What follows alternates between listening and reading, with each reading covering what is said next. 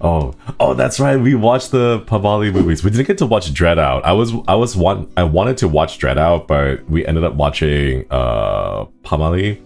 Both the first one, which was they're adapted directly from the game, so there's a lot of stuff that's like very similar to the games, and it's like, oh, you get to see them like in live action, like play out one of the endings. It was really cool. The Pocong one was kind of spooky. There's a lot of jump scares in that one. I think the suspense, the shock factor, the scary part, Pochongs, are that they appear and they look very scary, rather than the fact that they like are dangerous. Okay, so like here's let me explain, right? So the Pocong is like a corpse that has come back to life, and it's like wrapped up in that funeral shroud. So here's the problem though. They don't seem to do much.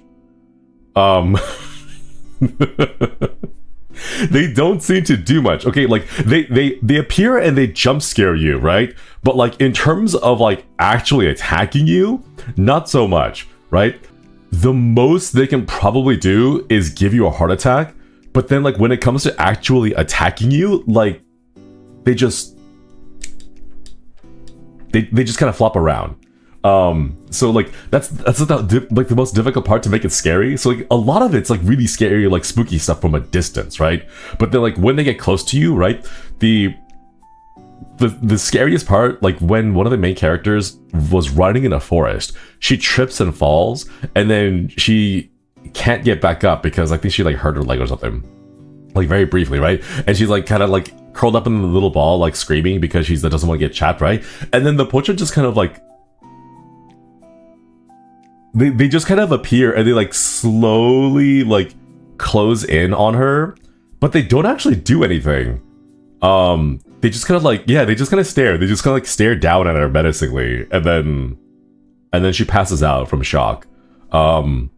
Yeah.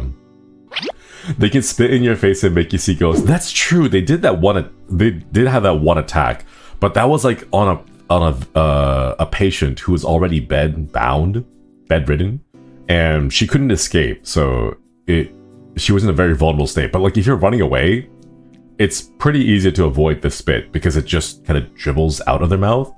I want to know what it tastes like. Like, I'm just curious, you know?